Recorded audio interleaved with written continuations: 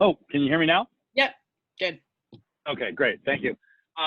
Thanks, Rebecca. I really appreciate this opportunity to talk to people. This is probably one of my favorite things to talk about, which is raising funds. For almost anything regarding food and farming, it's something that I really enjoy. Our team over the last 10 years has probably helped our clients raise somewhere in the neighborhood of $70 million in debt, equity, donations, and grants. So we've got a little bit of experience with that.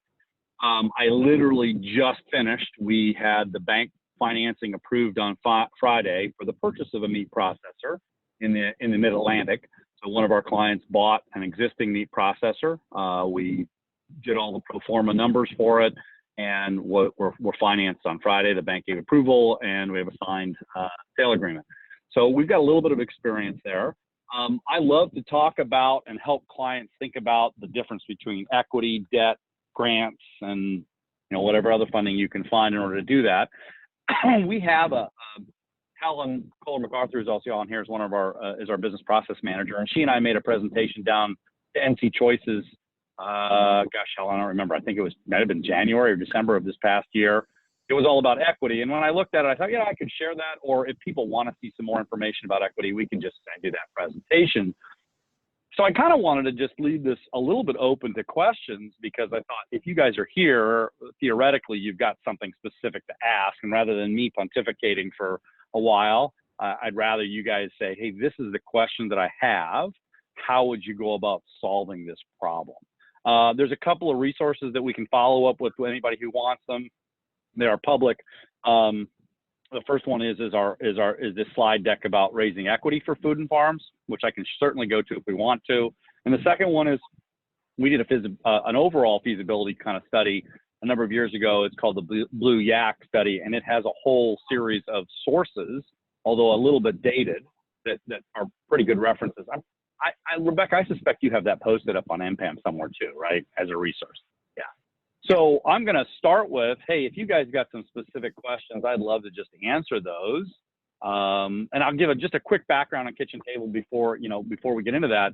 We're 15 consultants across the country.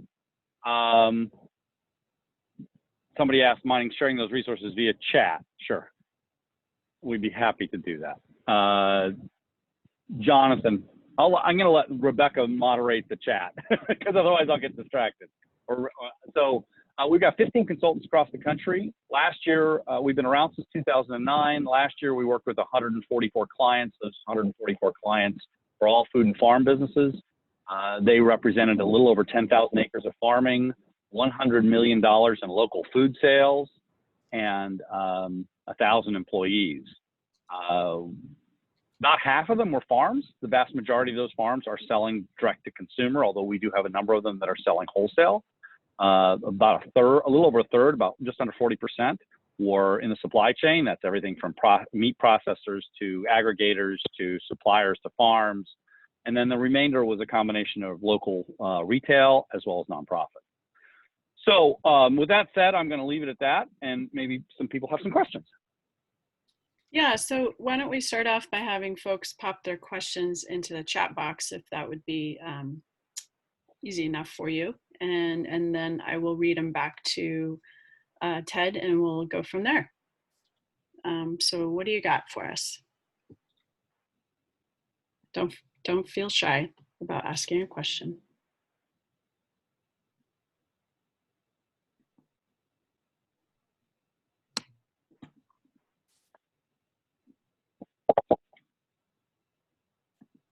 I'd be really curious just to know who here is a current processor versus future processor. Yeah, sorry, sometimes when the groups are small, I let everyone introduce themselves, and we're probably small enough for that this morning. So why don't we go through the list, and each person can introduce themselves. I'll start off with Mark. Hi, I'm Mark Gimattis. I'm actually a further meat processor. I do more kind of elaborate kind of French style charcuterie, which is cooked ready to eat products. I'm actually in the process of getting state certified through the California Meat and Poultry Department. And yeah, I'm trying to find some financing for my new establishment and just really equipment needs. Awesome. On that note, can I just ask a real quick question? Yeah, might as well do that. Yeah, ask. Let's go. Let's do it. I'm working on projections, financial projections. My biggest issue is with finding out how many units I need to produce in order to kind of, well, one, that's feasible in terms of, because I'm a one-man show, and then obviously to cover my costs and to show a net profit for a month-to-month projection. I'm kind of getting bogged down in the details, especially, you know, I've got it so that I've got my costs of goods are a percentage of my food sales. So I just do a 35% cost of good based on that. But then I get down to packaging, and I think it's 10%, but I'm not exactly sure. Am I on the right track? That's kind of a generalized question, I know, but So you're asking, like, getting into the specifics of on the line items of a P&L, which parts you should, which percentages you should think about as far as the right appropriate cost. Is that what you're asking, Mark? Yes, that's right. Yeah. I can probably, if you send an email to Helen, who's on here, she'll put her email. I can send you a couple of examples of some P&Ls. I need to genericize them of clients that we work with that have that in them, and it'll give you a reasonable idea of what that packaging materials you should be thinking about. Send an email to Helen, and we'll get you something followed up with that. Make sense? Yeah. Thank you very much. Okay. No, our pleasure. Awesome, Mark. All right. How about Helen? You want to introduce yourself and maybe start off with a question? Sure. I'm Helen. I'm the business process manager and staff consultant at Kitchen Table Consultants. Prior to coming to KTC, I was the operations manager for a small-scale organic multi-species slaughterhouse and processing facility. And I guess one of the things that I'm noticing during COVID is the packaging materials the prices are going up. And how do you suggest planning for that and projecting that out, Ted, in a scenario like this, where it's an unexpected cost that has changed very quickly? A lot of facilities are noticing that they're needing to use additional packaging materials, double packing, but also that the price of packaging materials has gone up. One of the things that I've watched in the past with a lot of businesses is the sooner they understand their costing structure and can explain that to their customers, then it's pretty easy to be transparent.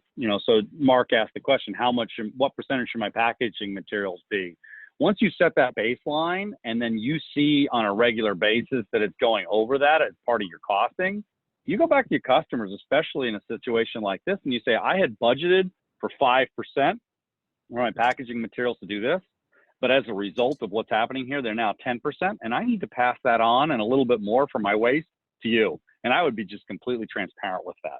Everybody's dealing with that at this point, and and the answer is, if I don't make a profit as a processor, I'm going to be out of business, and then you're not going to have access to me. Thank you, Ted. Okay, let's move on to Wendy. Hi, everybody. I'm Wendy Banka. I live in Ann Arbor, Michigan. I've been working on opening a multi-species processing facility since 2015. I wrote a USDA grant to do a feasibility study on opening just a poultry processing facility, and that feasibility study failed. It showed that that facility would not make enough money to survive, and so I wrote another USDA grant to develop a more complicated business with more revenue streams. So now I have a 8,000 square foot, a plan for an 8,000 square foot facility that will process poultry 1 day a week, and on remaining days will process but not slaughter large animal carcasses. I have a parcel of land a mile outside of the city, and we'll have a retail space and sell to customers. But it's turned into a big project. It's a $3 million build, and I'm looking for financing. Do you have a particular question? Well, I guess my question would be, the way I've thought about this for many years, and I guess where I am right now is I think the way I can get this financed is with an SBA loan with 30% down. So $900,000. I can come up with a third of it. I think that I can get investors for a third of it. If I can get that last third in, I don't know, I'm hoping to get it in grants or some other, like, you know, if I can find some other way to get that last 300,000, I think that I can get the other two pieces in place and then get a loan. Ideas about where to find investors. And find investors? Investors, I prefer grants is what I really want. And I've been successful in the past and I hope to apply for a couple more. But, or maybe I need to think about that differently and not go for grants because it's not going to work and find, it's just this last piece that I'm trying to figure out how to solve, this $300,000 gap. $300,000 gap is not very big, and it's 10% in a $3 million project. Does that $3 million include the working capital you need, or is that just to get it started? It includes about $120,000 in working capital. Okay. So Rebecca probably has access to a number of resources around grants. That's not really where our specialty is, but I do know of a business model that raised significantly more than that, and they've been pretty open with their information. The Livestock Institute in Massachusetts, if you're familiar with them, yeah. They raised almost $6 million, and that facility is up and running. Wow. And their board has been very open. I've gotten to know them pretty well. Their board's been very open in the process that they went through to raise the funds, some of which was raised from the community. But they got, I mean, I don't remember the exact numbers. I looked at them maybe a year and a half ago. There was a significant amount of grants that they got for that project. And Rebecca, you may be more familiar with it than I am in the specifics, but that I would reach out to them. And Wendy, if you want an introduction, again, email Helen or me, and I'll make the introduction. I'd be happy to do that. But I think they overspent, quite frankly. When I looked at, I mean, I've toured the facility right out. I toured the facility when they were breaking ground, and I toured the facility about 2 weeks after they opened it. It's a pretty, I mean, it's state of the art for a small processing facility. Mm-hmm. One of the big differences, though, with the Livestock Institute is that it's a nonprofit, which is what allows them to tap into unusual grant sources on something like a value-added producer grant or things along those lines. Because once you get outside of doing feasibility studies and assessments, it's actually really hard to find grants that support things like equipment purchases and capital. Like those start to become very thin. So, I think the LFP program actually is pretty good about that. I got a planning grant from USDA Lfpp that paid for the architectural plans. So $65,000 for plans that was paid for by the USDA. And once you have a building, you can apply for an implementation grant, which will pay for some of that equipment. So I think the USDA actually is funding these things if you know where to look. Yeah, absolutely. That's the whole thing, though, is the making sure you have the building and the structures first, right? So a lot of people just go with, they're starting from scratch and they think they can get a grant, and you do have to have some steps there. So having gone through a planning grant is really great. Like they like no, I agree. This is the hard point right here. If I get a building, then things open up, but getting that building up is very difficult. Yeah. So I'm going to just chime in here. I mean, LFPP is not going to pay for a portion of your down payment costs. Like you said, they could come in later and pay for some equipment once the building is up. I would look, the Livestock Institute, while the nonprofit things certainly helped them, they also tapped into a lot of state funding sources and state allocations. So I would look into that. In Michigan, perhaps there's some county resources through economic development or rural development at the county and state level. And then have you tried to access any of the CARES Act funding that the state has received? Because in a lot of states, that's going to meat processing facilities. So my state senator is working on getting Michigan to allocate some of our CARES money for meat processors. So we're working on it, but it doesn't exist yet. Okay. But Rebecca, I want to say one other thing that I think that I didn't understand until I went through, but I think it's really important. The money that I spent on the USDA LFPP planning grant for my facility plans, so let's say $70,000, that does count as a down payment. So banks look at anything that you spend in construction costs, as down payment dollars. So Oh, okay. so they have told me that they will count those Uh-huh. dollars as part of my down payment. That's I great. also got a small grant from the Michigan Good Food Fund for site work, Mhm. $10,000. That also counts against the down payment. Mhm. So it's really a lovely thing if you apply for a grant and don't use for salary, use it for actual construction costs. Then when the time comes for construction, that counts as part of your down payment. Oh, that's good to know. Yeah, Thank- it's one of the good lessons I've learned. Yeah, I thought they actually wanted cash, but Well, the construction costs count as part of the yeah. cost of the building. Uh-huh. Yeah. Great. Thanks, Wendy. And yeah, I think, going for some investors for that other portion, do you have a sense of where to go for that? I think the state, I'm talking to the state, they blanch at 300,000, but they might come up with 200. So if I can find that 100 piece, then the state might come on board. I'm just like, I've just got this gap where I've got to figure out how to put all the investments together at the same time, but I feel like I'm really close. And Have you reached out to any of your larger scale producers to see if they'd make an equity investment? I have not done that. Okay. The I would other suggest that. advantage of having this complex business model that I've ended with is that there are multiple kinds of grants that you can apply for. So for example, for when I only had Mighty Fine, just the poultry processing piece, I couldn't apply for it HFFI, which supports retail. Mhm. But now that I have a retail piece, I can also apply for an HFFI grant, which I'll be doing. So it's making the business model more complex opens opportunity in a lot of ways. So I'm hopeful that I'll get this in the next year. Awesome. Ted, any last words on this unique situation? No, it sounds like you've diversified what you need to do in order to bring grant funding in, but you've also now complicated your business model. So Exactly. that $120,000 of working capital might be thin when you've complicated your business model, but hopefully it all works out. Thank you. All right. Why don't we move on to Todd Edwards? You want to introduce yourself and ask a question? Todd, are you still in the room? All right, I don't see him. Why don't we move on to Dan Carr?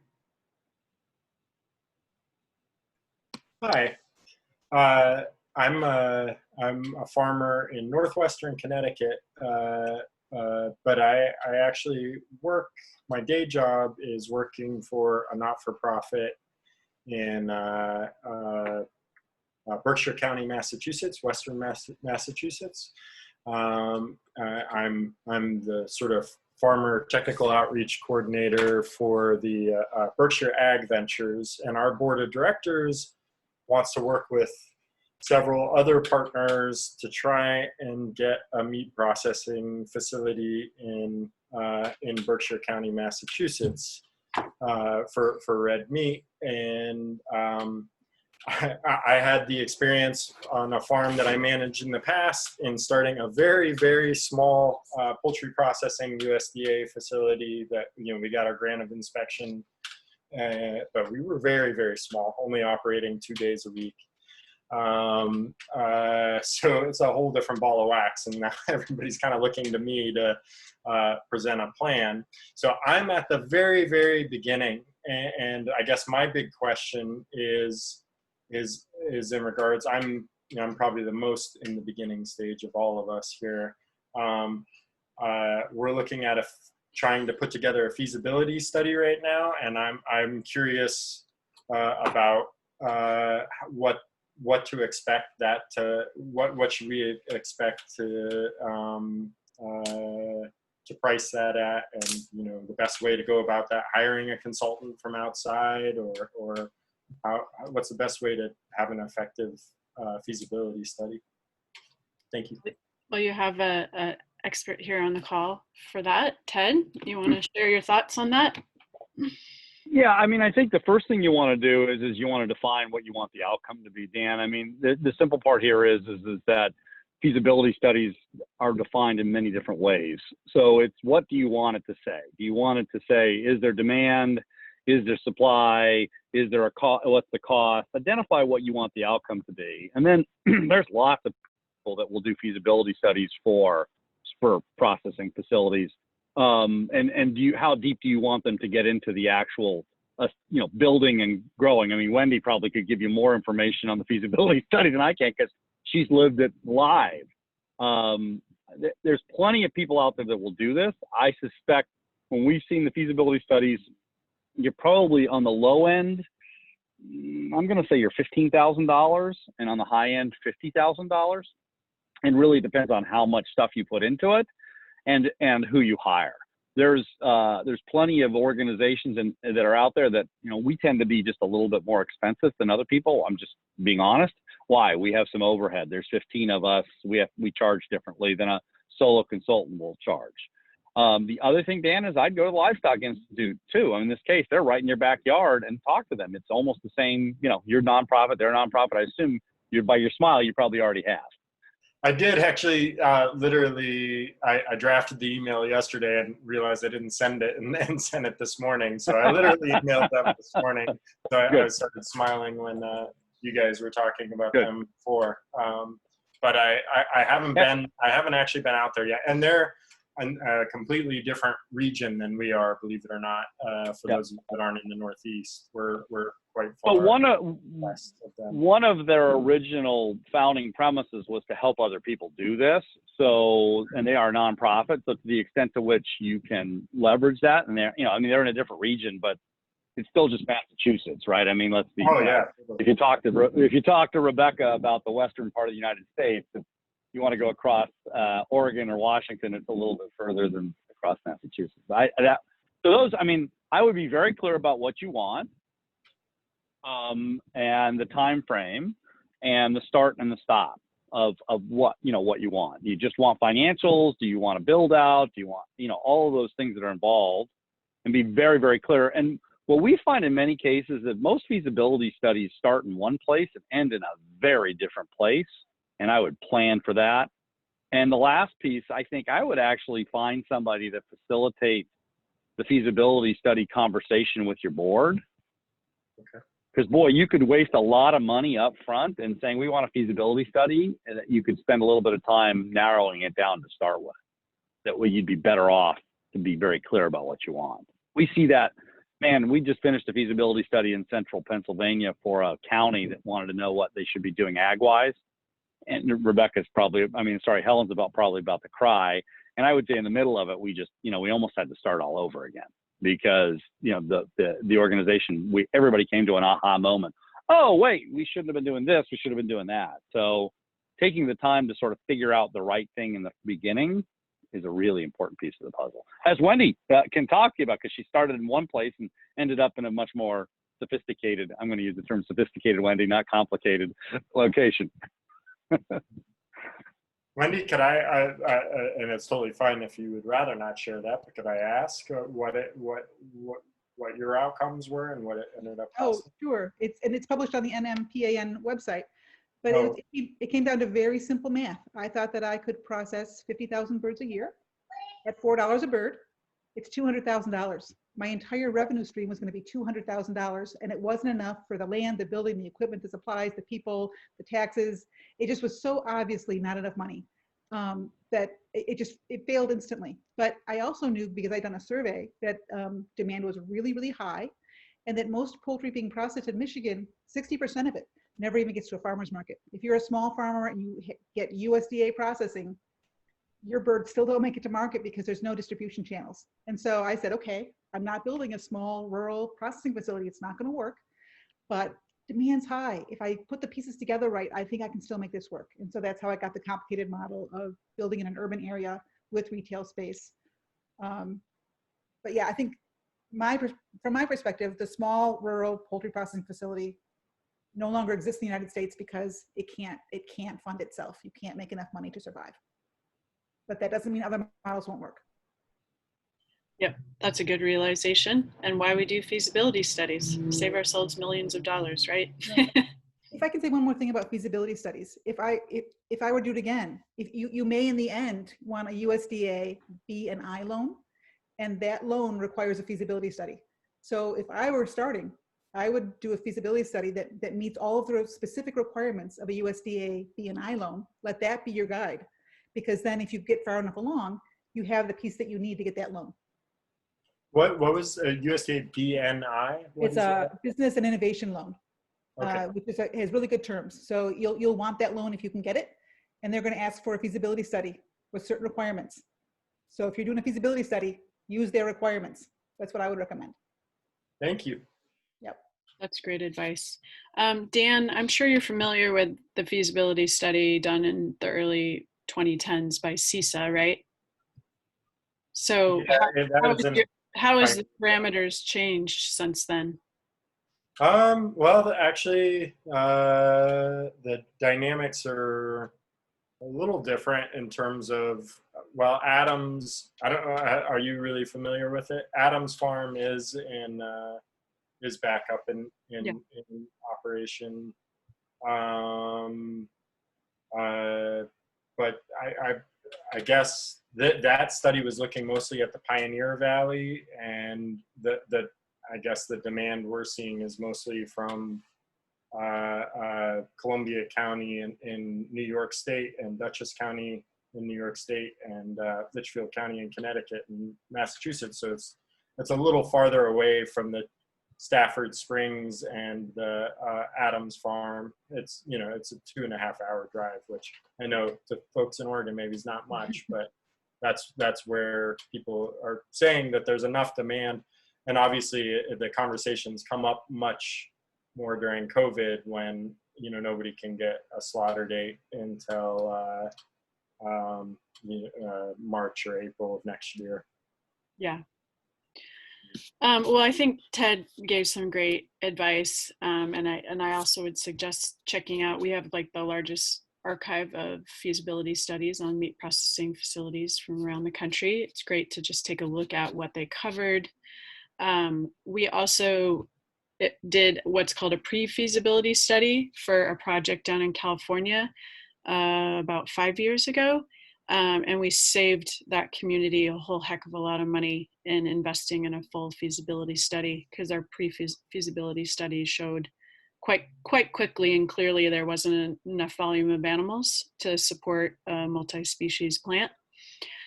So that also might be something you consider. Is just sort of it's more of a scan of demand and volume to see if it's even worth. Dan, do that. Yeah. How would I do that? Do the pre-feasibility study, you're saying? Yeah, you could probably do that in-house too. It's like surveying producers and stuff. Right. Yeah. Where could I find the one that you did in California? I will, I can't figure out how to post it while I'm Zooming, but I will, I'll email it to you because I have your email. Thank you. Yeah. I appreciate it. So why don't we move on to the next person? Josh Vanderpool, would you like to say hi and introduce yourself and ask a question? Hi, I'm here with my wife, Cindy. We farm in Western Minnesota, and we've been direct marketing for 20 years now. We are thinking that we might want to put a processing facility on our farm, and just trying to figure out if we can step into it a little bit, or if we should just go forward and build for what we feel demand is in the future. And I suppose from what I'm hearing, our next step is to really do a feasibility study and really understand what we have. So one of the things that we find regularly is that people say, I can't find money, or I'm not sure if there's money out there. And I've never had a problem finding investment, whether it's loans or bank debt, or we're not a big finder of grants. We have done it. And what I find is that feasibility study is a really inexpensive, Rebecca already said it, saved people money from a standpoint of doing a full feasibility study. But even the business plan, the feasibility study can be a relatively inexpensive manner with which to ensure that you don't build something and nobody shows up at the door after you've built it. And that's a pretty serious issue. The Livestock Institute's raise or amount of money they put into was about $6 million, if I remember correctly, almost twice what Wendy's doing. And what they didn't what they actually been struggling with over the last couple of years is sales. They've gotten better at it, but so doing that initial feasibility study, that pre-feasibility study that Rebecca suggested, which she's got an outline for, which says how much demand is there for processing in the marketplace, and then applying that across what you can sell it for, and then thinking about, is that going to support a $1, $2, $3, $4, $5 million investment? As Wendy said, she did the feasibility study, $200,000 of poultry processing revenue available. And the next thing she knows, she puts the numbers down, and yeah, that doesn't work. And so just one of the things that we do in our business plan is in feasibility studies, we like to try to start with a budget, right? And not the budget of what it's going to cost you, but the budget of what you think the outcome will be. Because you can pretty much get to, if I got to raise X number of dollars and it's going to cost me this much to pay, and I got to pay it back over time, and I know how much people are charging for processing a head of, a beef or a chicken or whatever, and you can say, well, my labor is going to cost me 35, 40% is kind of on the high end. I'd like to see it less than that, but smaller processors, it's hard to do that. And then you can layer in a few other things like Mark was asking about, and then you can kind of get a back of the envelope. Is this going to work or not, right? And the faster you get to that, is this going to work or not, the less wasted time you have, instead of going somewhere else. And one of the things that I've seen over the years is, and Rebecca and I were just talking about this last week, is I think it's actually probably easier to buy an existing facility that might not, be running quite as efficiently as it could be, hire the right people and get it running. Well, some of you may have missed this. One of our clients just bought and closed on, well, they haven't closed on it, but they got the bank financing and the purchase agreement is done, and they're actually in there semi-operating at this point. And they're already seeing a significant increase in productivity because of the way that they're approaching the processing process. And so to me, we did a feasibility study in Western New York, 5 or 6 years ago, where Western New York wanted to build a new meat processing facility. What we found out is that there really wasn't a lack of supply. It was really a scheduling and efficiency issue. And so building something new probably didn't make sense. Now we're in the middle of COVID and there's a whole lot of other things, but the reality is that we're in the middle of COVID and there's a whole lot of other things, but at some point, the processing capacity that was out there has been able to handle much of what we needed to get done, albeit at scale. So coming back to my original point, get something down in numbers. It's not hard to raise money. In fact, right in today's day, it's probably actually pretty easy to raise money ultimately. But you need a really good, solid business plan, and not only pass the business plan, to Wendy's point, the execution plan, right? She's got a very complex business now, which is going to require some significant overhead and oversight in order to make it successful. So I'm repeating myself, but get that business plan or feasibility study, get some budgetary numbers of what you think it's going to cost you to build and how much sales you can get and what much profit's going to be there relatively quickly. I find that 80% of the time when you get those numbers down and make sense, you're going to make a decision pretty darn fast. This just isn't going to work. I have to go raise $2 million or $3 million, and the profit each year is going to be $50,000, and the debt service on that $3 million is going to be $70,000 a year. Wait, and I'm going to take home 20? Do I really want to do this? That's what we found. The sooner you get there, the easier it'll be to make. And conversely, when it says, hey, I need to raise $1.5 million and I can cover debt and I've got some money left over and the demand seems to be there, then it's like, buying this butcher shop for our client was an absolute no-brainer. We could see it. They had about 200 head a year that they needed to have processed of their own. And you could see it in the numbers. It was just absolutely easy to do. Thanks, Todd. Did that answer your question, Josh? Yes. Okay, awesome. Thank you. Let's move on to Jonathan. You want to introduce yourself and ask a question? Hi, everyone. I'm Jonathan Holotic. I'm the policy director at the Center for Rural Affairs, and I've been helping out on some legislation, trying to get it in the next COVID bill about helping increase logger capacity. I'm in eastern Nebraska right now, and I'm a small livestock producer as well, and so I'm dealing with it on the other side.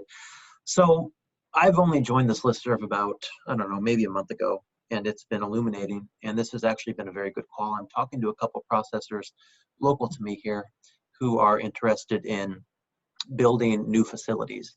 And in one case, they, I think they priced it out at 2 million, and they have about 1.5, and they're looking for that other $500,000. And the question I get asked most often, because I work for a nonprofit that does federal policy, is what grants are out there? Tell me about the grants.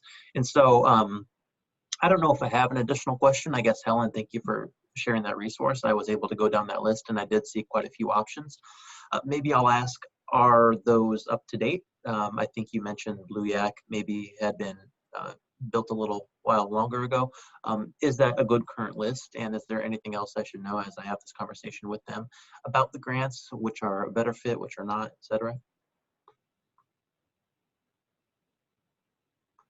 I'm going to let Helen answer that. Helen, You're on mute, Helen. Yeah, I would say that list is slightly outdated. There's more opportunities since that study was published. There's a lot more state-specific opportunities that have opened up. So here in Pennsylvania, we got a small meat processors grant that was specifically a cash grant to help new or existing facilities become USDA. Or support their USDA certification process. And so that could go towards even things like ramped up equipment costs. Sorry, there's a very large tractor going by, hang on. I live on a dairy farm. So yeah, I can send you some additional lists, Jonathan, and I can send it to Rebecca to try to update that as far as grants go. Like I said, there's other grants that aren't specific to meat processing that you can get creative about and kind of wiggle your stuff into there. Yeah. I'm curious, are you referencing at all the Ramp Up Act when you're talking about trying to get monies into the next CARES or COVID processing? No, I've been working with NSEC on the Small Meat Sector Resilience Act, and there's an element in there that the Section 4 is a new grant program to help processors become certified and expand. And so I've been working with some local processors on advocating for that. We've got a Democratic sponsor just trying to get a Republican right now. And so I'm just chipping away on that issue. And I don't have a rich experience on this topic at all, other than, again, being a livestock producer. So I'm just learning a lot. And so this has been really useful. Can I chime in a little bit? Also, as of like last Friday, there were 9 states that had started grant programs specifically with CARES Act funding.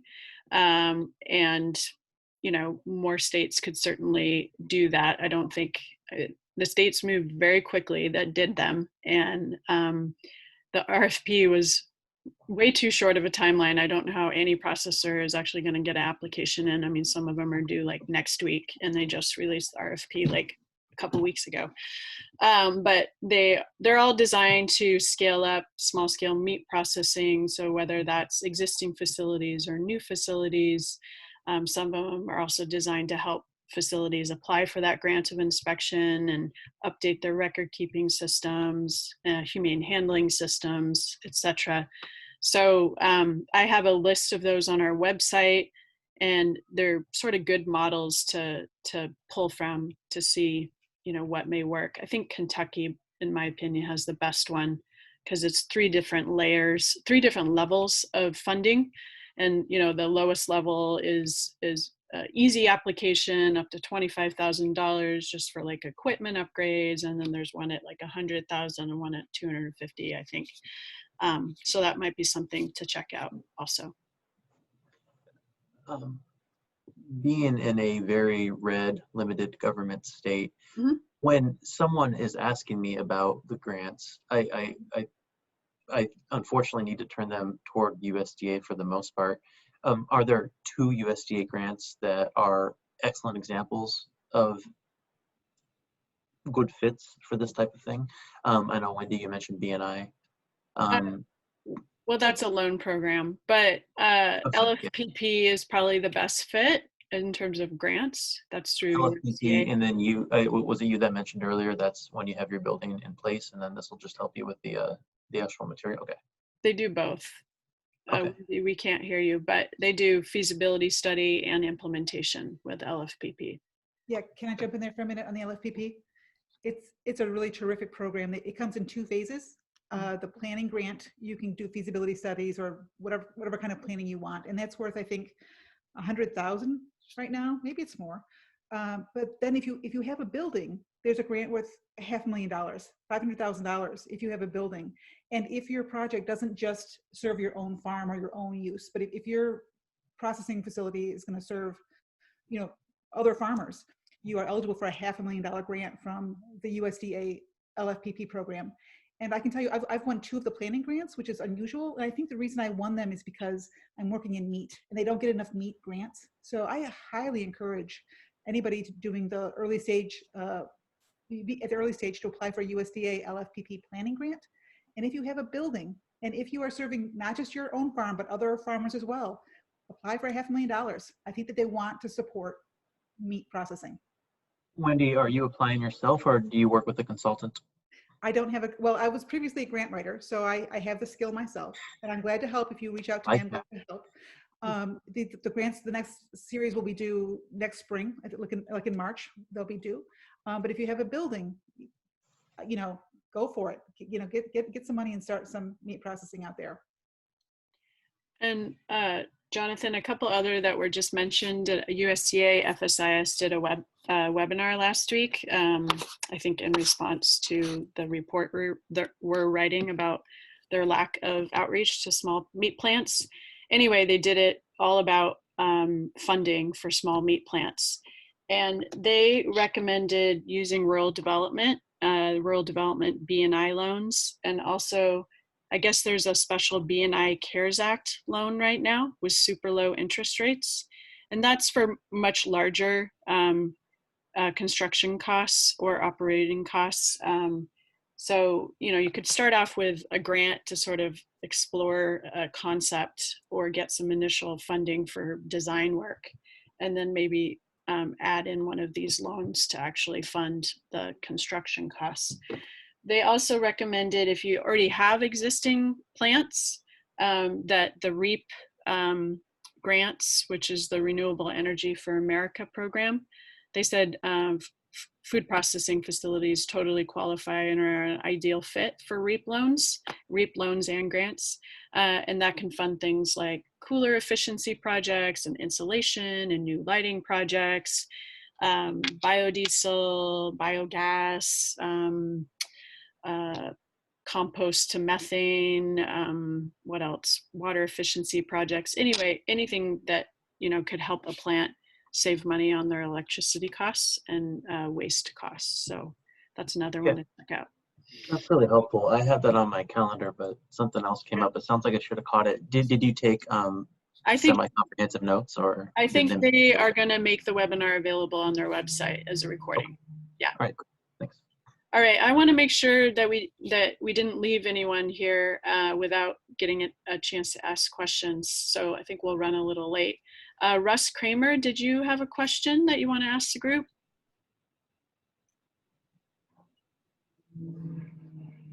Hi. Just thank you so much for putting this on and for this. I've already gained a lot of a great insight. Just a quick question. I've been in, I'm a farmer, but also been in processing, overseeing a network of farmers, and we've become a very prominent player in the non-GMO project verified pork space, and currently doing toll processing.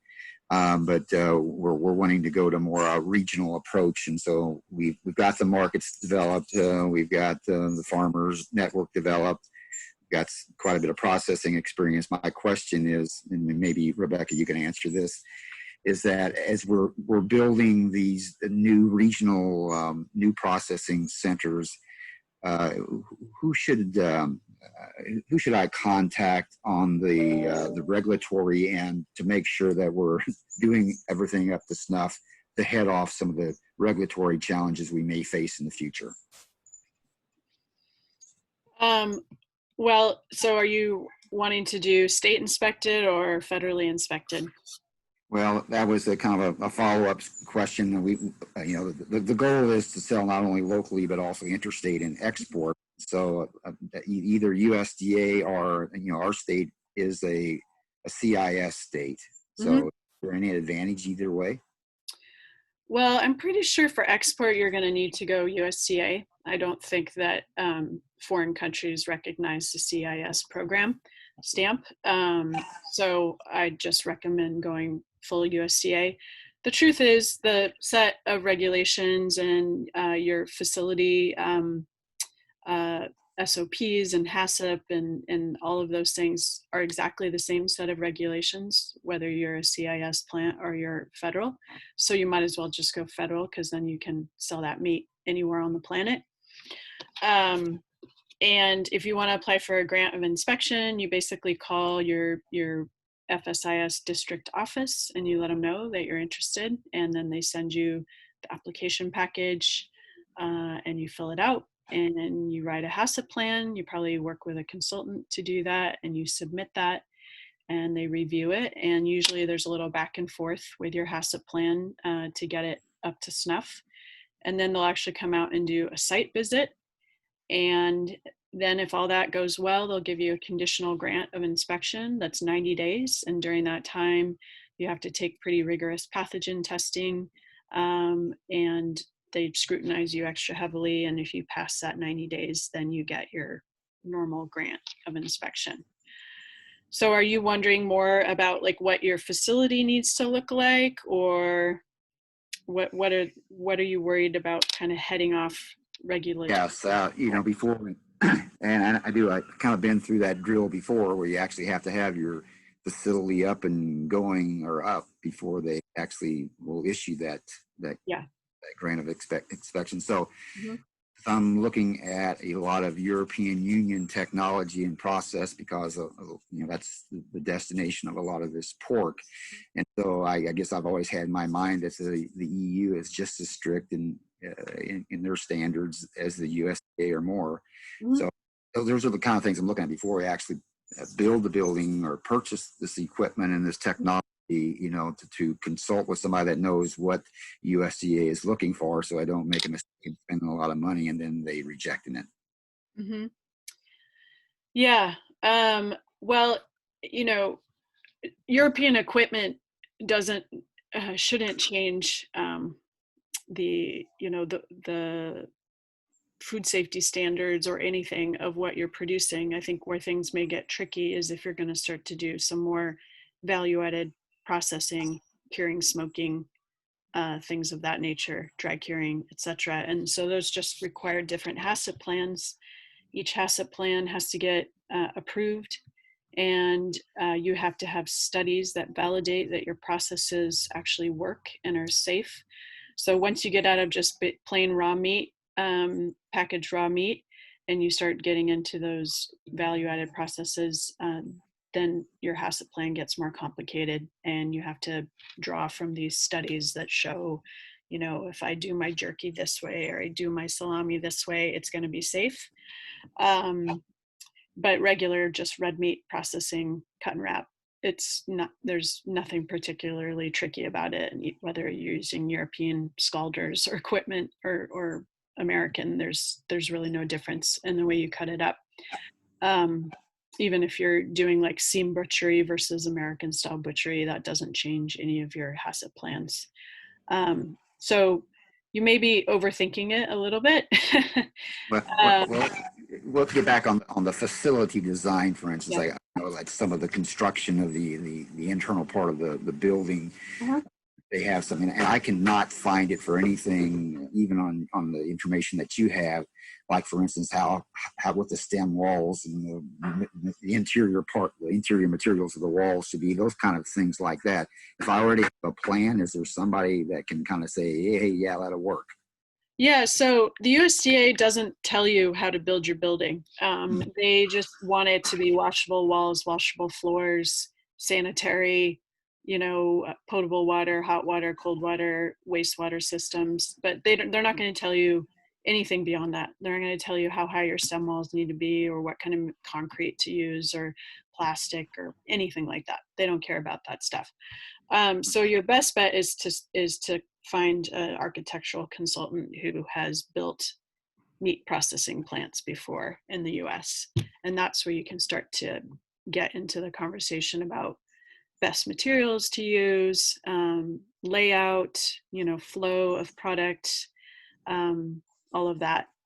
And we have a few consultants listed on our website that have been recommended to us, but you can also join our listserv if you're not on it already, and then just put out to the listserv. There's lots of consultants on the listserv, and just let them know what you're looking for, and then people can reach out to you. Does that sound good? Sounds great. Thank you very much. Okay, awesome. I want to make sure, was there any other folks on the call who didn't get to ask a question? Let's see, Sarah Shivers, did you get to ask a question and introduce yourself? I didn't have any questions. I'm kind of just sitting in and trying to get as much information as I can. I'm a producer, excuse me, you caught me in the middle of eating. I'm a rancher in Southeast Kansas, and we have a direct meat business for restaurants and direct clients. And it's really blown up over the last year or so. And our local locker that we currently use, their prices keep going up and up and up. And it's making it the feasibility of keeping using them a little tough. So we are looking at opening our own locker in the next 3 to 5 years. And so I'm really in the just gather as much information as possible phase. That's great. Thanks for joining us. One way that I've seen a lot of folks get into meat processing in more of a stepwise fashion without significant financial risk, starting off by doing retail exempt processing. So that's where you're doing your own cut and wrap, but you still have it done USDA slaughter. And that will save you, if the cut and wrap, the fabrication is the piece that's getting really expensive probably, you can do that yourself by just renting a commercial kitchen and doing what's called USDA retail exempt. That's essentially like running a butcher shop. And then that meat you can sell direct to consumer out of that space. You can take it to farmers markets. You can do a limited amount of wholesaling of that meat, up to $75,000 a year. And if the animals were killed under USDA inspection, you can also ship that meat across state lines. So you could set up an online business selling that meat direct to consumer, and all without having a USDA inspector standing there. And I know people who've set up retail exempt shops out of existing commercial kitchens for minimal investment. And I hear there's a lot of closed restaurants right now. So there might be some restaurant kitchens that are available that you could then turn into a little retail space too. So that's something worth considering, rather than doing like a full USDA slaughterhouse where you're doing it all and spending, $2 to $3 million to construct a facility like that. And then, if that business grows, then you can kind of work backwards from there and think about maybe taking on slaughter and becoming USDA. Does that sound good? Yeah, that's great. Sure. All right. Anyone else on the call? Nick Wallace, did we get a chance to hear from you? Yeah. Can you hear me all right? Yep. Yeah, ask your question, introduce yourself. Oh, we did hear you. Now we can't hear you. There we go. Yeah. Am I good? Okay, yeah. Sorry. Nick Wallace from East Central Iowa, Keystone, Iowa, to be specific. I have a Century family farm here, organic farm that I do grass-fed beef and some other livestock on, but I also, the majority of my focus and where I've spent the last 20 years is direct marketing to consumers. Try to take out as much as the middleman as possible, both with my products, and then I kind of consolidate and aggregate other farmers in the Midwest, or Iowa. I tried, but I had to move outside Iowa for turkey and some poultry and some other things. So I'm a member of Practical Farmers of Iowa. That's why I learned about your call, but I've been following the processor listserv for a while, even though I don't have that much experience with processing, but I deal with a lot of processors because I'm in the meat business and the direct sales. So packaging is important, and getting the animal butchered properly in the way we need it is super important. So I'll try to make this super short, but to the point. 2 months before COVID hit, me and a couple other people within Iowa Farm Ground or Iowa Farming and Processing and through PFI, I had an idea to start a company called 99 Counties. So in Iowa, there's 99 counties. And what we're going to essentially try to do is vertically integrate from the soil to the plate. And I know that, that's kind of been a trend over the last 20 years, but we're kind of taking a different approach. And my idea is to start, we have to have processing. I mean, all the small lockers are booked up all the way through 2021. The mid-size ones are, having troubles either with employees or processing, and they're tight and filling up too. So my idea is to take my destiny into my own hands and either build a brand new facility or take one that's already there and make it bigger so we can add more hook space.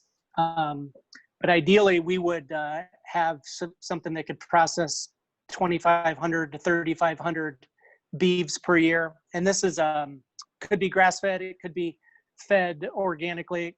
My goal is just to have a chemical-free Iowa so that we stop spraying chemicals all over the place and only growing 2 crops. But so maybe 2,000 or 3,000 beeves and maybe 3 or 4 times that with hogs, depending on the size of the plant. But my idea is to fund this from both ways. So I could arrange, we have enough contacts, we could probably sign up 1,000 or not 1,000, 100 farmers that have animals that are very concerned about not having that option and vertically integrating, and they'd have a part in that, reserve their spot and potential ownership in the plant. So let's say we could 100 farmers at maybe $10,000 per farmer, as a reserve. They would put that money into an escrow account, and we would not spend that money or utilize that money until we get this plant done and funded and sign the papers and start building. And then, so that's from the production side. And then on the consumer side, I've been doing this enough that I've got thousands of customers that I could probably secure $100 a month out of their banking accounts, and put that into an escrow account where they're paying ahead, kind of like a CSA in a way, where they're paying ahead to say, I'm putting my foot on the line and putting my money on the line, and I'm going to have food security, because when this plant's up and running, I know that I'm going to get meat, kind of like the old days of the meat locker. People talk about meat lockers, and I didn't really realize why they call them that. I went up to a southern Minnesota plant, and he showed me his freezer. There was actual lockers in his freezer from the 50s. It was really cool. So it kind of had a light bulb go off in my head that this is what people need right now. They want to know that they have food security, and $100 a month would guarantee them, sausages, bacon, steaks, ground beef, whatever it might be on their price range.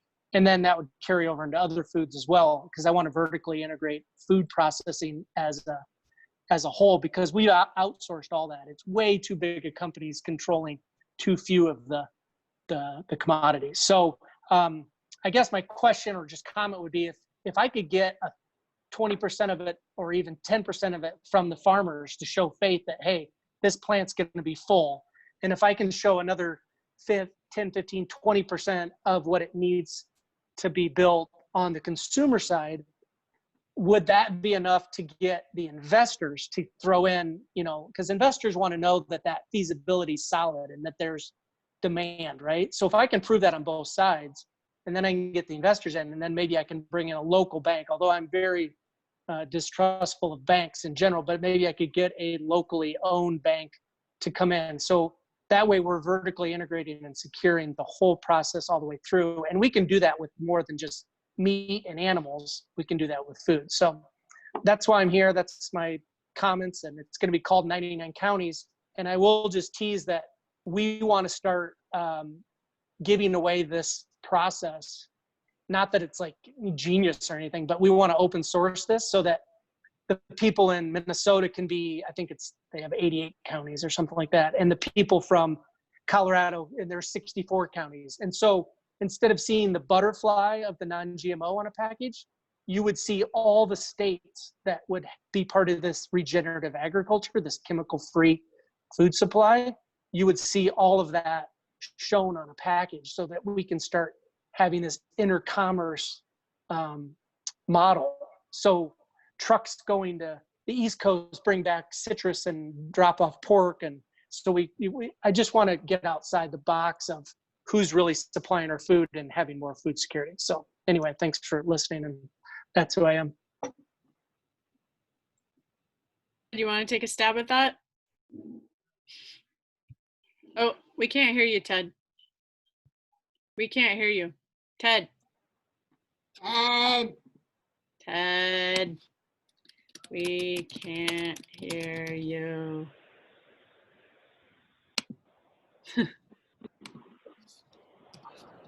Want to try it again? Say hi. Hi. Can you hear me, Nick? Yeah. Yeah, you're good.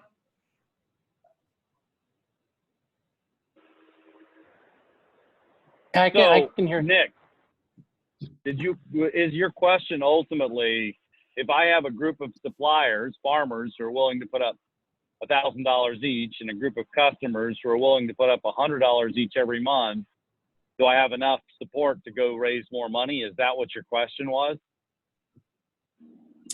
Yeah, it's like, is that concept, I mean, do you think I'm on the right track? Because to me, if I critically think the problem, everybody wants confidence, right? To put their money where it's going to work. And so, especially on the investor level, right? That's what we're talking about. And then we didn't talk about grants. I mean, I'm sure there's a bunch of grants. If I can unite 99 counties in food security, I'm sure there are grants, but I don't want to go that route first. I want to just prove out the model and make it work without taking free money from the taxpayers, so. Nick, I think the answer is maybe, because I still don't know whether the business model works, right? One segment of what you're suggesting is, if I can raise this money and put it aside, will people believe me? Yep, that's one piece. You bet. That's a very important piece. You've got the suppliers who are committed, and you've got customers who are committed. Great.